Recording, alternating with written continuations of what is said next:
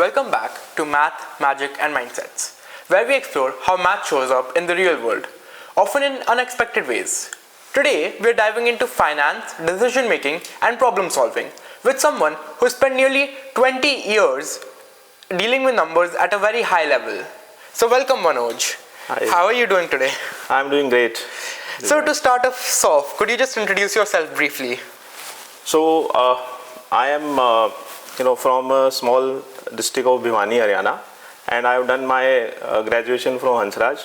I cleared my CA, CS, and 1 year executive course from IIM Calcutta, and now working in one of the big four as finance controller. That sounds fascinating. So, how has your relationship with math changed over time? Yeah, so I have a long relationship, and since childhood I have been dealing with maths because my father was a businessman, and we have learned maths hard way because family conditions were okay. So every time if you have to spend money, you have to think through. And over a period of time, when I went to college in Delhi, that time also you were supposed to plan everything in numbers because you were given a definite, defined budget, and so numbers were helping me, how to spend money, how to manage the budget within the, given, the amount of money which I was given as pocket money. And then, when I joined corporate, and now, as a finance controller in one of the big four, so there it's a, multi-crore organization, and managing that, big sum of money is again a challenge. But at the same time, with math being your one of the favorite subject, it doesn't look too difficult, and obviously the team is helpful, and now the numbers, you need these numbers every day to day in making decisions. So for example, if you have to plan for resources, how many resources you need, then you need to know, okay, how many transactions they have to do, how many, if we have to make payments to any, say anyone for salaries, you have to plan these numbers well in advance, and then forecast, do those estimates, and with fair amount of data in place. Otherwise, they can go haywire. So numbers are, we live the numbers, daily. Yeah, wow, that's a long journey with math and numbers. So, when you were studying to become a chartered accountant, when did math stop feeling just theoretical but also like practical? Yeah, when we were studying CA, so that time we were only studying theory, where all maths can be used. But when we went to the corporate world, that time you come across where all you can use maths, and it is everywhere. So be it your resource planning, be it your budgeting, be it your profit and loss management, expense control, anywhere. So maths was the one, or I would say maths is numbers and numbers is finance. So that has been I would say the basics of any decision making. So, I just thought that finance is all calculations and all that. But what kind of mathematical thinking is required in finance? So, see, there are a lot of information available, right? You need to understand, okay, which information is, important and to be focused upon. Because nowadays there is too much of noise around you. You need to see how to cancel those noise and focus on the important aspect. So if you review any report or any, any numbers, so you need to focus on, the outliers, so that you can make out, okay, what are the action plans if your, say, any particular head of expense is going out of the budget, then which areas to look upon, where to control, and, whenever leadership look for any kind of, planning, so they need numbers and some assumptions which are reasonable based on the historical data. So I think everywhere maths is something which is helping me a lot all the time. Yeah, I was just wondering that is being good at like fast calculations required to be good at your field? See, Fast. So nowadays decision making has to be real time. Yeah. So the availability of data is one, and then real time decision making is important. So uh, so maths definitely help in quick decision making as well. And when you have experience, then you know, okay, which area to focus upon, which report to look into in which situation.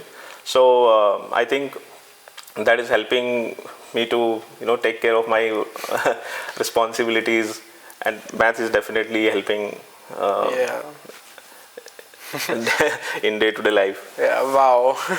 I've never really thought how useful math is in this context.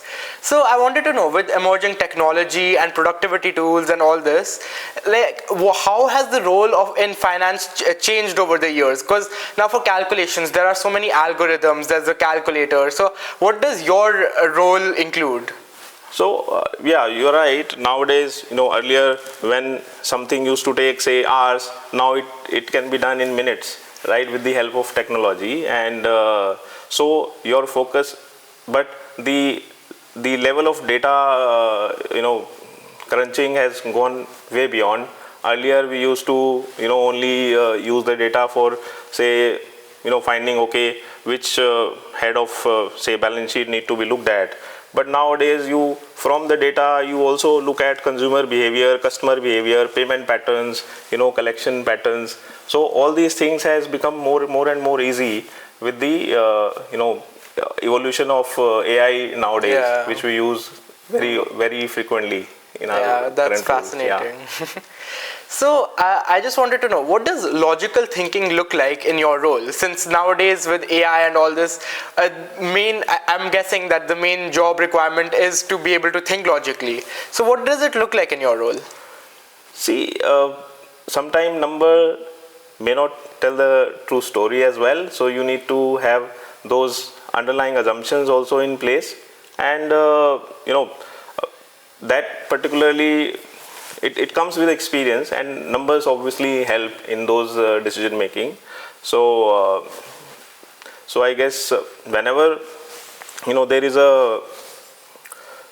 when you are not sure about these numbers, then you use your experience and get into more details. Yeah. So that you get into the roots of the problem and then take corrective actions.